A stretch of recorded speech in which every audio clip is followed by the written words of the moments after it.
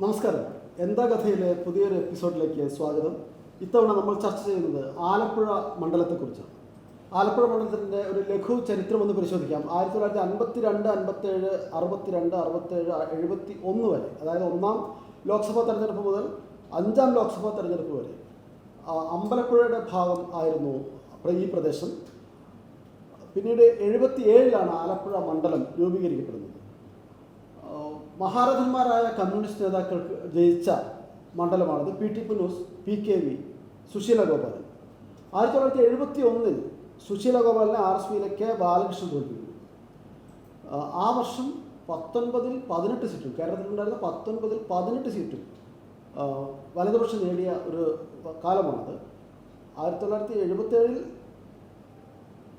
AKG മാത്രമാണ് പാലക്കാട് നിന്ന് ജയിച്ചത് LDFന് വേണ്ടി. സമാനമായ ഒരു അനുഭവമാണ് 2019-ൽ സംഭവിക്കുന്നത്. കേരളത്തിലെ 19 സീറ്റിലും അന്ന് UDF ജയിച്ചപ്പോൾ ആരിഫ് മാത്രമാണ്, ഇപ്പോൾ നിലവിലുള്ള CPIM അംഗം ആരിഫ് മാത്രമാണ് ആലപ്പുഴയിൽ LDFൻ്റെ അഭിമാനം കാത്തത്.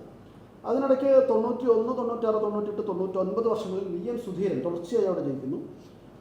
ഇടയ്ക്ക് TJ ആഞ്ചലോസ്, 2004-ൽ ഡോക്ടർ KS മനോജ് തുടങ്ങിയവരെ പരീക്ഷിച്ച് LDF അവിടെ വിജയം നേടിയിരുന്നു. 2019-ൽ ആരിഫിൻ്റെ ഭൂരിപക്ഷം ഏതാണ്ട് 10,000-ലധികം വോട്ടാണ്. ദിലീപിലേക്ക് വരാം. ദിലീപ് ആലപ്പുഴയിലെ അരൂർ മണ്ഡലത്തിലെ വോട്ടർ കൂടിയാണ്. ആലപ്പുഴയിൽ ദീർഘകാലം പ്രവർത്തിച്ച പരിചയമുണ്ട്. ദിലീപ്, എന്താണ് പൊതുവിലെ അവിടുത്തെ രാഷ്ട്രീയ സ്ഥിതി എന്ന് വിശദീകരിക്കുന്നത്?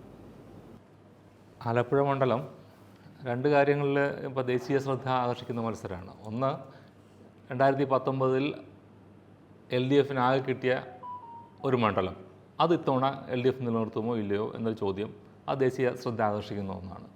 രണ്ട്, കോൺഗ്രസിൻ്റെ സംഘടനാ ജനറൽ സെക്രട്ടറി BJPയെ എതിർക്കേണ്ട, BJPയെ പ്രധാന എതിർകക്ഷിയായിട്ട് എതിരാളിയായി കണ്ട് എതിർക്കേണ്ട ഒരു സംഘടനയുടെ ജനറൽ സെക്രട്ടറി, അദ്ദേഹം കഴിഞ്ഞ പ്രാവശ്യം LDFന് കിട്ടിയ ഏക സീറ്റിൽ മത്സരിക്കാൻ വന്നിരിക്കുകയാണ്.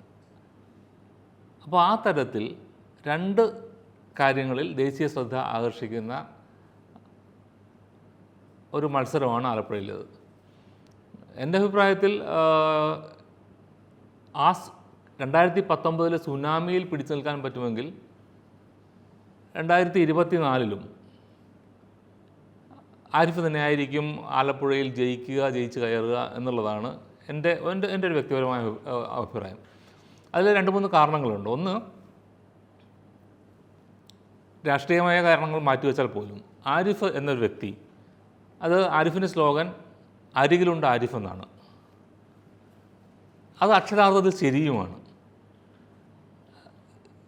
നാട്ടിലെ ഏത് ചെറിയ കാര്യത്തിനായാലും ഒരു MLA അല്ലെങ്കിൽ ഒരു പഞ്ചായത്ത് പ്രസിഡന്റ് അല്ലെങ്കിൽ പഞ്ചായത്ത് മെമ്പർ എങ്ങനെയാണോ ആ വിഷയങ്ങളിൽ ഇടപെടുന്നത് അതുപോലെ സമീപിക്കാനും ഇടപെടുകയും ചെയ്യുന്ന ഒരു ജനപ്രതിനിധിയാണ് ആരിഫ്. അതുകൊണ്ട് തന്നെ ഒരു ജനപ്രതിനിധിയുടെ സാമീപ്യം കഴിഞ്ഞ 5 വർഷവും ആ മണ്ഡലത്തിൽ ഒരു MP എന്ന രീതിയിൽ ആരിഫ് ജനങ്ങൾക്ക് എന്നും പ്രാപ്യമായിരുന്നു. അത് ആരിഫിന് കൂടുതൽ ജനകീയമായിട്ടുള്ള സ്വീകാര്യത ഉണ്ടാക്കിയിട്ടുണ്ട്. 2, ആരിഫിൻ്റെ വികസന പ്രവർത്തനങ്ങളോടുള്ള സമീപനം. തൈക്കാട്ടുശ്ശേരിയിലെ തൈക്കാട്ടുശ്ശേരിയും, അതായത് അരൂർ ചേർത്തല മണ്ഡലത്തിലെ തൈക്കാട്ടുശ്ശേരിയും വൈക്കവുമായി ബന്ധിപ്പിക്കുന്ന ഒരു പാലമുണ്ട്.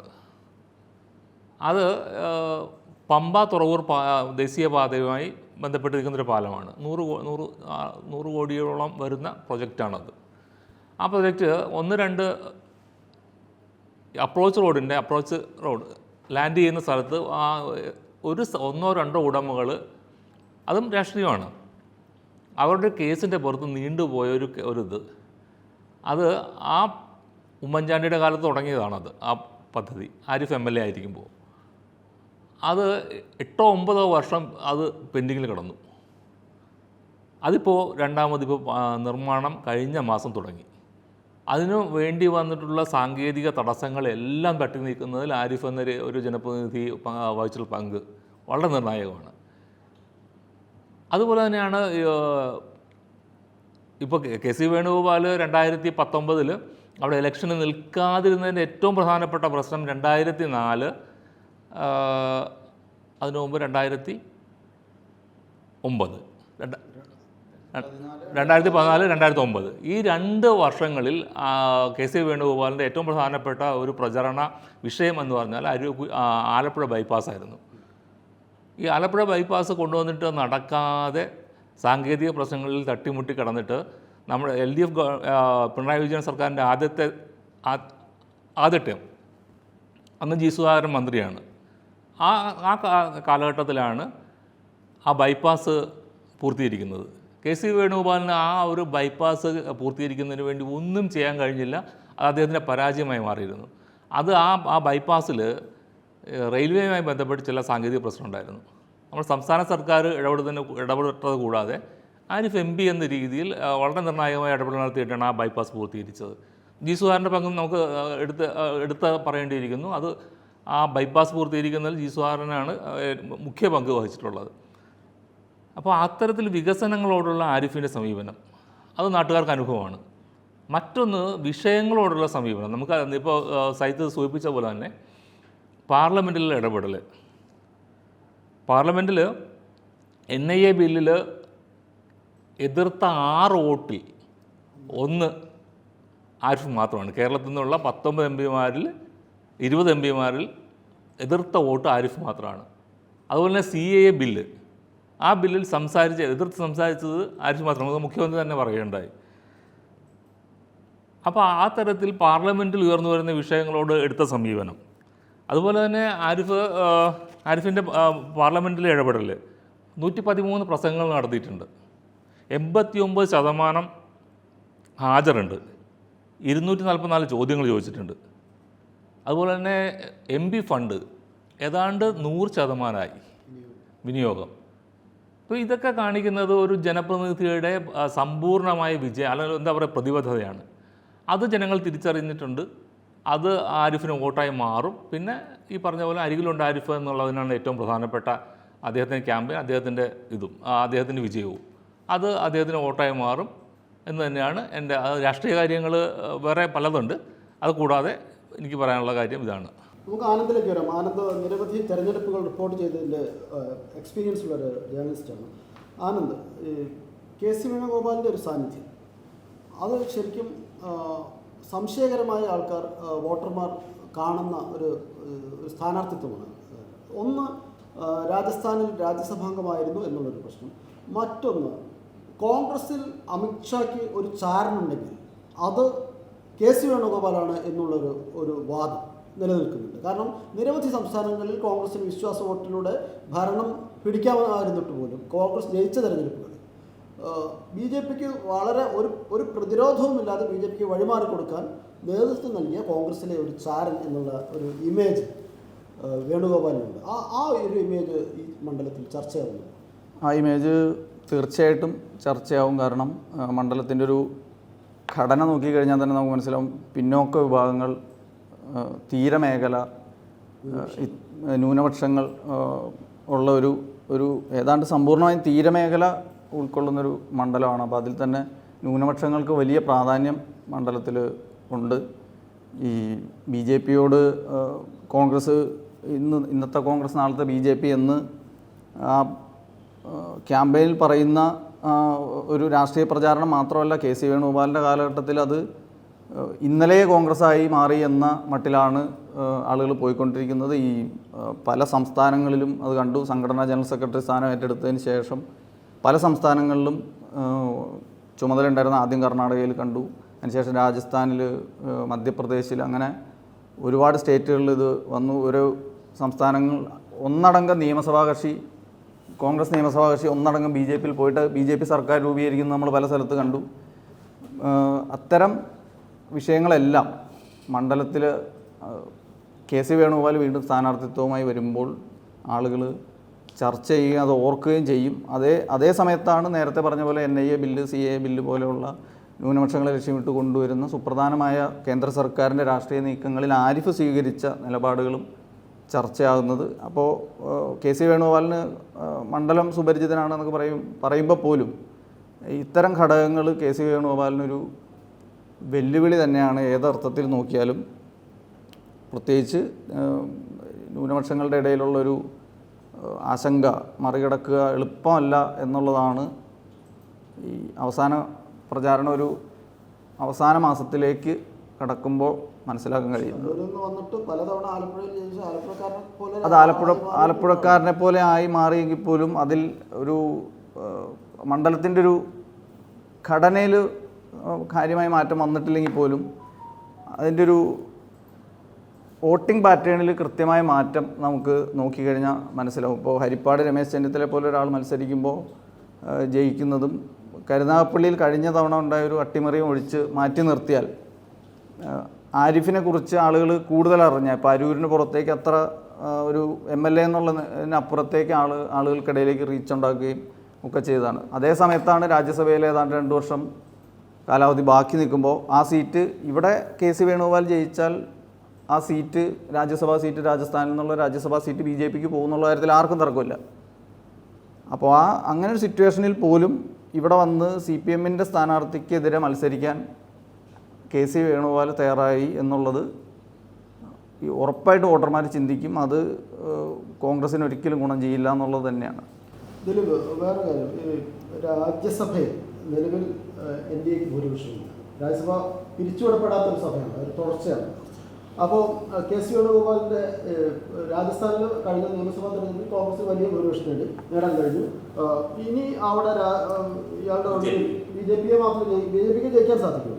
മാത്രമല്ല അത് രാജ്യസഭയിലെ ഒരു ബാലൻസ് തെറ്റിക്കാനും ഇടയാവും. അപ്പം ഇനി വരുന്ന വളരെ ആപൽക്കരമായ BJP ഒരു പക്ഷേ വീണ്ടും അധികാരത്തിൽ വരികയാണെങ്കിൽ അങ്ങനെ അപകടകരമായ ആ സിറ്റുവേഷനിൽ ഇങ്ങനെ ഒരു ബാലൻസ് തെറ്റുന്നത് ഇത് കാരണക്കാരനായി മാറും എന്നുള്ളൊരു പ്രശ്നം ഈ ഒരു സ്ഥാനാർത്ഥിത്വം അഥവാ അങ്ങനെ ഒരു അപകടം സംഭവിക്കുകയാണ്. അത് അവിടെ ഒരു വിഷയമാവില്ലേ? മണ്ഡലത്തെ മാത്രമല്ല, അത് കോൺഗ്രസ് പാർട്ടി ചിന്തിക്കേണ്ട കാര്യമാണ്. ഒന്ന്, എന്തിനാ KC വേണുഗോപാൽ ആലപ്പുഴയിൽ വന്ന് മത്സരിക്കുന്നത്? തീർച്ചയായും നമുക്കറിയാം 4 സീറ്റിൻ്റെ അല്ലെങ്കിൽ ബലാബലത്തിൽ കേവല ഭൂരിപക്ഷത്തിന് BJPക്ക് 4 സീറ്റ് മതി രാജ്യസഭയിൽ.